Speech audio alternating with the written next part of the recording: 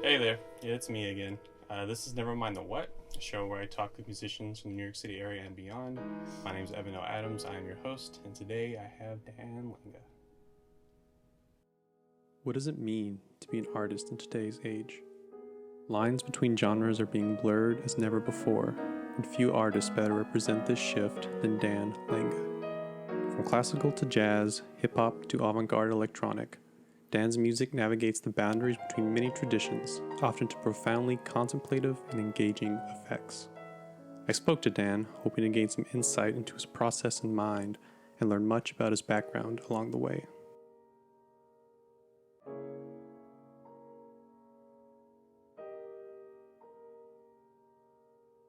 What's up, Dan? How's it going? I'm good. How are you doing? Pretty good. Thanks for joining me in my very high budget set. Thanks for having me. Appreciate it. Yeah, thanks for bringing your designated prop. Yep, my trumpet mouthpiece. I've been using since maybe 8th grade. Nice. Yeah. I've been using this water bottle since about a year ago, Nice. So I think it's pretty equal. Nice. So I was doing some Facebook stalking of you, Mm-hmm. and I found a bio of yours. Mm-hmm. In the bio, it says that you fuse elements of music that's most important to you in when you compose. Mm-hmm. So I'm curious, what music is most important to you, and how do you fuse it? It's a good question. Okay, so I think that there is sort of a two-part answer to this. And the first part is sort of the foundation of where I'm from, and the second part is sort of the music environment now that I'm in.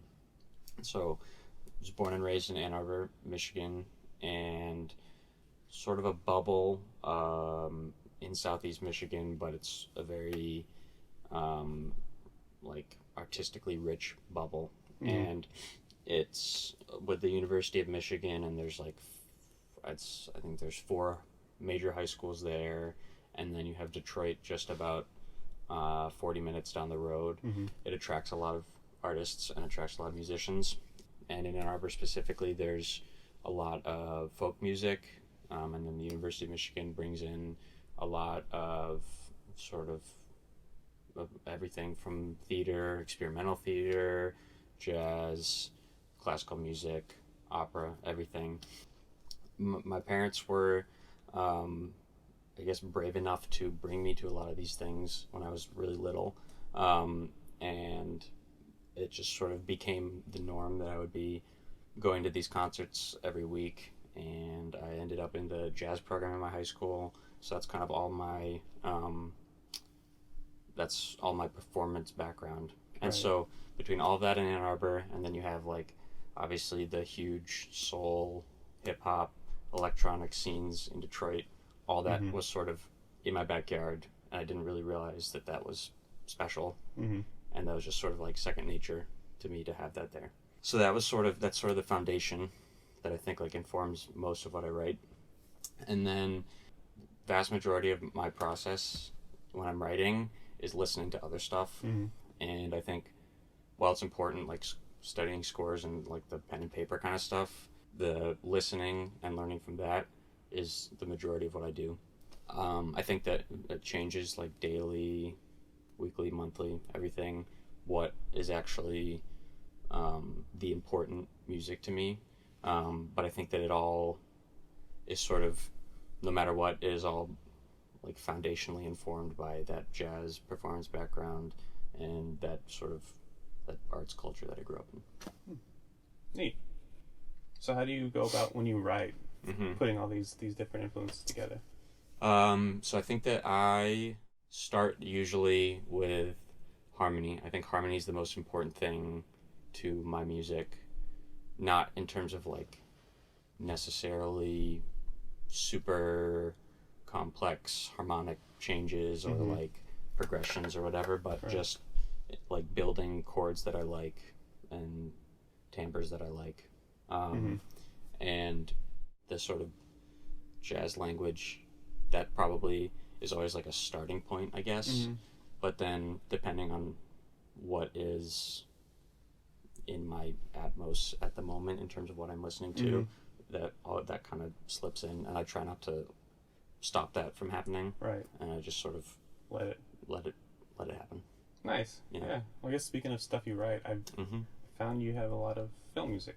Yes. Specifically, your senior year of undergrad, you did a complete scoring of The Passion of Joan Arc, right?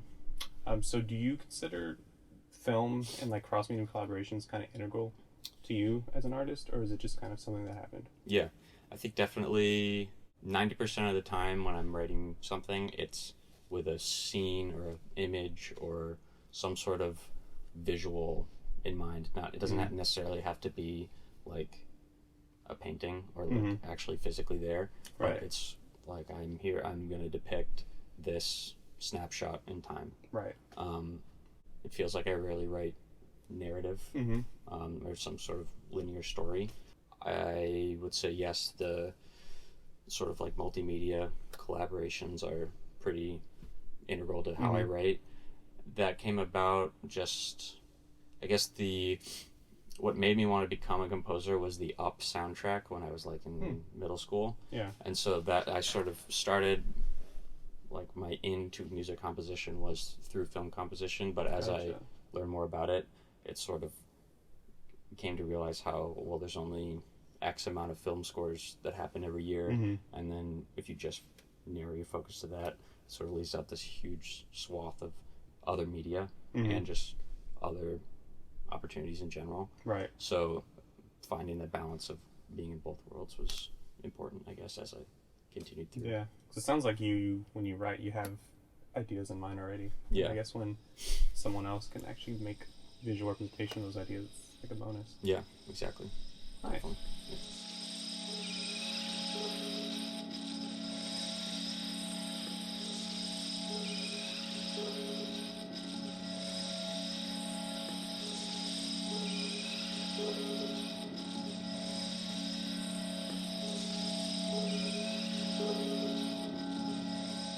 So, a lot of the music I've heard of yours uses drones. Yep. And you've said yourself you like drones. Yep. What about this kind of texture interests you? Yeah, so I think that is a result of having sort of a snapshot in time in my head. So it's more about representing that sort of scene rather than telling like a narrative arc. And so with a drone sort of texture, you get like more of a display of color rather than like some kind of character, I guess, in it. Not that the like timbre and color can't have character, but just it's not as much about personality as it is about like the color or the texture or timbre of it. So I think that that's where the drone sort of just naturally, like my ear going towards drones naturally came in. Yeah. It sounds like it's also related to your idea of like having a narrative in mind. Yeah. Because instead of like a picture or snapshot of something with your eyes, it's like an oral snapshot. Yeah. Is that accurate, you think? Yeah, definitely. Absolutely. I think oral snapshot is hit the nail on the head. Sick. Make sure you put that in your bio. Yeah. And quote me. Yes, I will. 2% Yeah. of everything. Yep. 2%. So I was stalking you on the internet, as you do, and I came across a blog of yours called On Cue. And in the blog you write about albums and music and artists that seem to interest you. So I'm curious, what got you interested in writing about music in the first place? And do you plan on continuing to do it? And how do you plan on like perfecting or progressing in that field as you go on? Yeah, so the blog came about because I took a year between finishing undergrad and starting graduate school. During that year, I had internship and was doing other like random odd jobs, but a vast majority of my week was unstructured, which for me that's like a scary notion. I don't like that. I like very structured days and like planning everything out.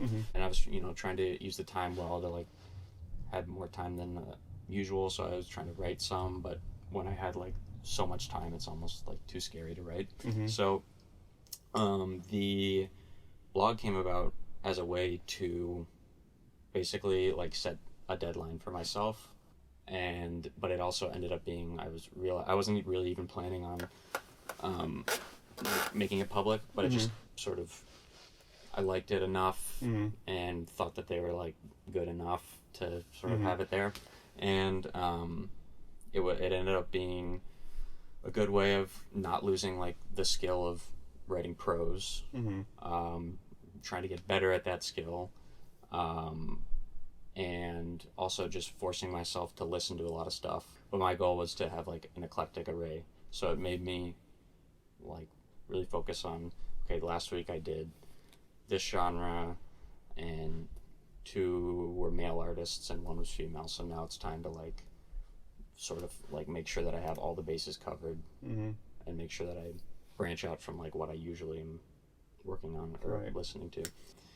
And I sort of once I started school here, I think I've only maybe released 1 since I've been here.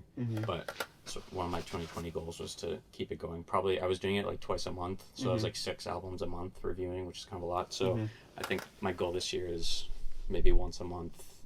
Yeah, because I see I feel like there's some parallels between your composition while writing and this too. Because you mentioned like you try to have like an eclectic array of that's true, of material, and you mentioned earlier when you write music, you have a pretty diverse set of influences. Yeah, I think the biggest positive of like studying music in academic setting has been the ability to listen to things that like you don't like, but still have it be find the way to make it still like a positive experience for you, or a like still have growth from it. Right. I think it's just as valuable to be able to say why you don't like something, exactly, as it is to say why you like something. Yeah, it's probably it could be even more beneficial to your own practice if you can like identify what about that I don't think that works because XYZ, more than so if you just continue to like feed yourself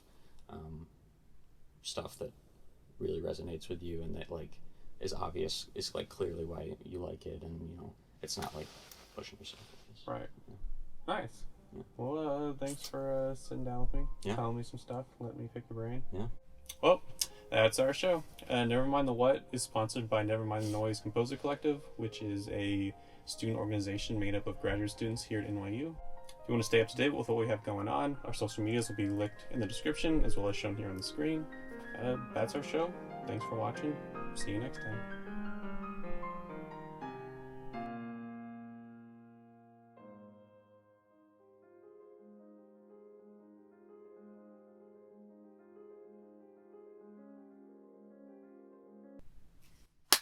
Cut. You gotta clap, gotta count. 1, 2, 3. Syncopated. 1, 2,